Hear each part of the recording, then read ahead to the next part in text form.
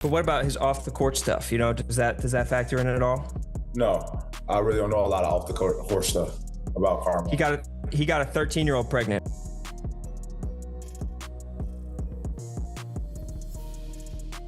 Timeout? You need a timeout? A 30-second? No, fool. The NBA's second highest scorer and Basketball Hall of Fame inductee sits at the center of a firestorm that's exposing the league's hypocrisy in ways they never saw coming. These are the moments when the NBA's carefully crafted image crumbles under the weight of its own contradictions. Everything changed in July 2025 with a simple birthday post. The NBA's official account wished the mailman a happy 62th birthday, just like they do for every legend. What they got back was a social media explosion that's still shaking the league today. Victor Wembanyama, the 21-year-old San Antonio Spurs phenom, reposted a video of someone saying, "What? Oh no, see that's what we're not about to do. Police lock his ass up. You need to be under the jail." Like what? The post went viral instantly, racking up millions of views and forcing a conversation the NBA has spent decades trying to avoid. Here's what makes this story truly explosive. Most people in the league had no clue what they were celebrating. Patrick Beverley, a 12-year NBA veteran, literally froze when he learned the truth during a podcast in August 2025. "No, full," he said, asking for a timeout. "I need a full timeout." "You wait a second. I have a question. When you say a 13-year-old pregnant, was he 16? The answer was no. Malone was 20 years old. The facts are documented in court records. In 1983, while playing basketball at Louisiana Tech University, 20-year-old Karl Malone impregnated his young neighbor Gloria Bell in Summerfield, Louisiana. This constitutes statutory rape under Louisiana law, where the age of consent is 17, making this crime punishable by up to 10 years in prison. Blood tests later confirmed a 99.3% probability that Malone was the father of Demetrius Bell. But here's where the story reveals everything wrong with how America treats its sports heroes. Bell's family chose not to press criminal charges. Instead, they filed a paternity suit in 1985,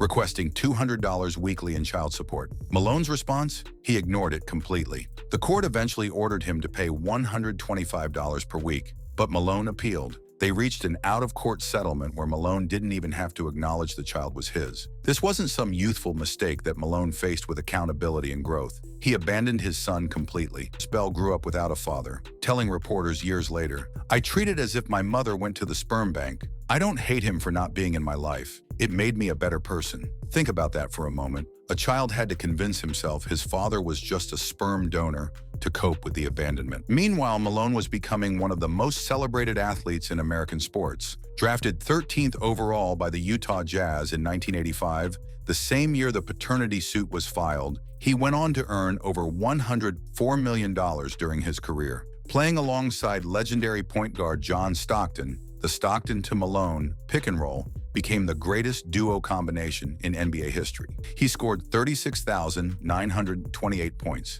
third all-time in NBA history. He won 2 MVP awards, made 14 All-Star teams, reached the NBA Finals twice against Michael Jordan's Chicago Bulls, won 2 Olympic gold medals, and became the face of the Utah Jazz franchise. The contrast is staggering. While Malone was collecting accolades and millions of dollars, his son was growing up in poverty in Louisiana. Demetrius Bell didn't even play football until college, having focused on basketball, hoping to follow in his biological father's footsteps. When he finally did play football at Northwestern State, he became an All-American and was drafted by the Buffalo Bills, playing 5 seasons in the NFL without ever having played a down of high school football. Malone finally reunited with his son in 2014, and by 2018, he claimed they talked nearly every day. But the damage was done, and Malone's public response to criticism has been tone-deaf at best. During the 2023 NBA All-Star Weekend in Salt Lake City, when asked about the backlash, Malone said, "I'm not discussing any of that backlash. I don't care.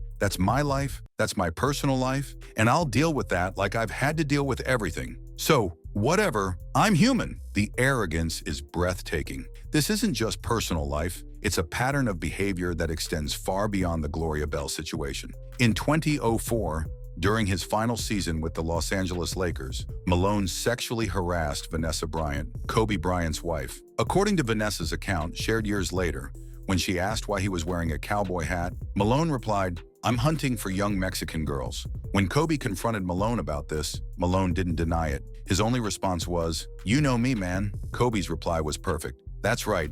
I do know you, and stay away from my wife. The incident destroyed their friendship and contributed to the Lakers' dysfunctional chemistry during what should have been a championship run. But even that wasn't the end of Malone's inappropriate behavior. When asked about his feud with Kobe in 2015, instead of taking accountability, Malone offered to fight him. The man was in his 50s, still trying to intimidate his way out of consequences for sexual harassment. This pattern reveals something disturbing about how we've allowed certain athletes to operate above the law of basic human decency. Malone has statues erected in his honor, one outside the Utah Jazz Arena in 2006 and another at Louisiana Tech in September 2023. The irony of Louisiana Tech honoring a man who committed statutory rape while attending their university is lost on no one except apparently the university administration. Drew McKevitt, a Louisiana Tech history professor, captured the absurdity perfectly. I wonder what message the university believes it sends to our students when it installs a statue on our campus of a wealthy and famous man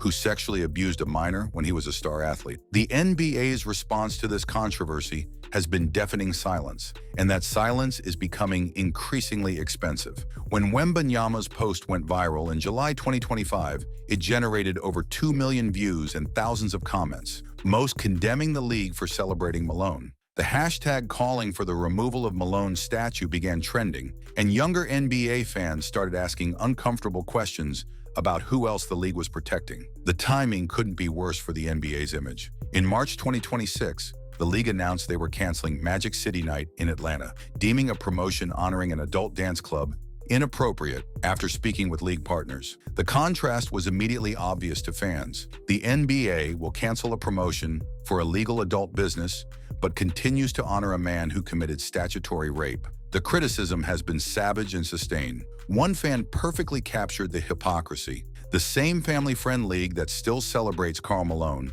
gives no punishment to abusers, censors those who speak out against genocide, and promotes gambling in every commercial and ad. But I gotta keep reading blog posts about hoodies and wings. This isn't just about Karl Malone anymore. It's about the NBA's credibility as a moral authority.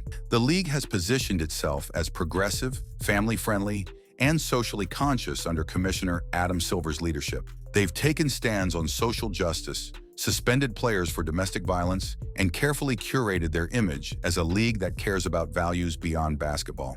But the Malone situation exposes this as selective morality at best, complete hypocrisy at worst. The generational divide is telling. Players like Wembanyama, who's 21, grew up in an era where accountability matters, where social media ensures nothing stays buried, and where athletic achievement doesn't automatically excuse moral failings. Patrick Beverley, at 37, represents a middle generation that's discovering these stories for the first time and expressing genuine shock. Meanwhile, the NBA's leadership, largely composed of older executives, continues to operate as if this is 1985 and they can just ignore uncomfortable truths. The financial implications are starting to show. The NBA's social media posts about Malone now generate overwhelmingly negative responses. Sponsors are quietly distancing themselves from Malone-related content. The Jazz organization has reportedly received thousands of emails demanding the statue's removal. Louisiana Tech is facing alumni pressure and negative publicity that's affecting donations and recruitment. But what's most damaging is what this reveals about the NBA's decision-making process. How does a league that claims to value family and community continue to honor someone who abandoned his own child for decades? How does an organization that suspends players for marijuana possession give a platform to someone who committed statutory rape? The inconsistency is staggering and increasingly indefensible. The contrast becomes even more stark when you consider how the league has handled other controversies. Players have been suspended for tweets, fined for criticizing referees, and blacklisted for political opinions. Yet Karl Malone was featured prominently during the 2023 All-Star Game, served as a judge for the dunk contest, and continues to receive official birthday tributes from the league's social media accounts. This double standard isn't just unfair, it's actively harmful. It sends a message that athletic achievement can excuse any behavior, that wealth and fame create different rules, and that victims don't matter if their abusers can score points. These are lessons the NBA claims to oppose, but their actions with Malone prove otherwise. The Gloria Bell situation also highlights broader issues about how we treat young victims of sexual abuse. Yet somehow the narrative has often focused on Malone's mistake rather than Bell's victimization. The fact that her family chose not to pursue criminal charges doesn't change the fundamental reality. An adult man sexually abused a child and faced no meaningful consequences. Demetrius Bell's response to his abandonment is remarkable in its grace, but it shouldn't obscure the damage done. He grew up without a father, struggled financially, and had to construct an elaborate mental framework just to cope with the rejection. That he succeeded despite these obstacles speaks to his character, not to any redemption on Malone's part. The current backlash represents something new in sports culture: the refusal to separate athletic achievement from personal character. Previous generations might have accepted the "what he did on the court is separate from what he did off the court" argument, but younger fans and players aren't buying it anymore. They see Malone's statistics and accolades as irrelevant to his moral failings, and they're demanding accountability from institutions that have protected him. This shift is threatening the NBA's carefully constructed narrative about its legends. The league has built a massive business around nostalgia, classic games, and hero worship of former stars. But what happens when those heroes are exposed as fundamentally flawed human beings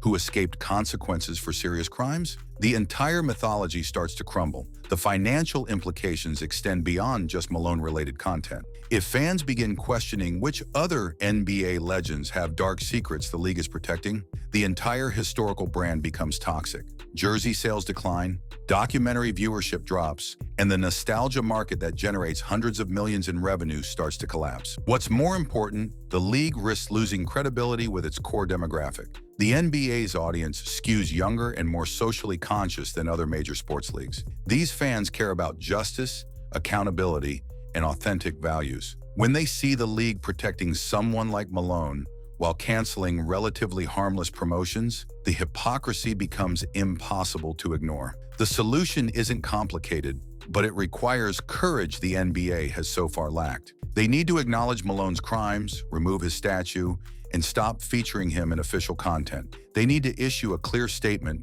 that athletic achievement doesn't excuse sexual abuse and abandonment of children. They need to create consistent standards that apply to everyone, regardless of their scoring records or championship rings. But based on their response so far, which has been complete silence, the NBA seems determined to wait this out, hoping the controversy fades. That strategy might have worked in 1985, but in 2025, social media ensures nothing stays buried. Every time they honor Malone, the backlash grows stronger. Every birthday tribute, every highlight reel, every mention of his records generates more criticism and more calls for accountability. What's more important, the league risks losing credibility with its core demographic.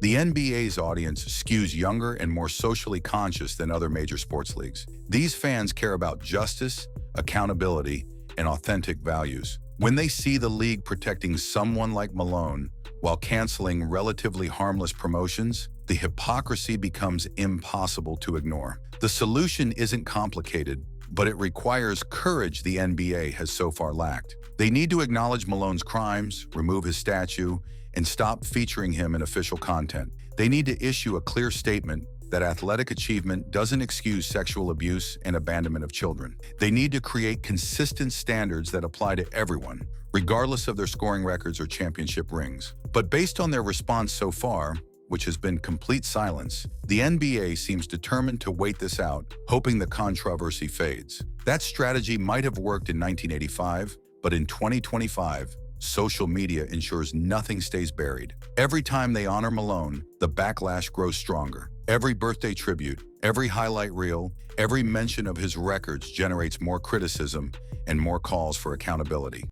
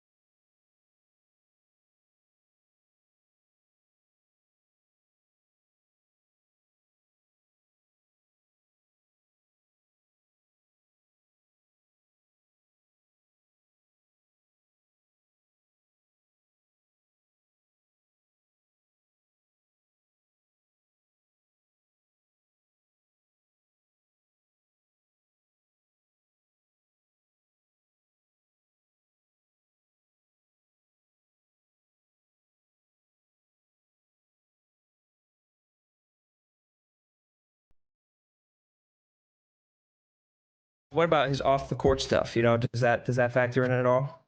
No, I really don't know a lot of off the court horse stuff about Karl Malone. He got a 13-year-old pregnant. And then came the pause. One of those pauses that says everything 1,000 words could never capture. I'm gonna go Oscar Robertson and Julius Erving.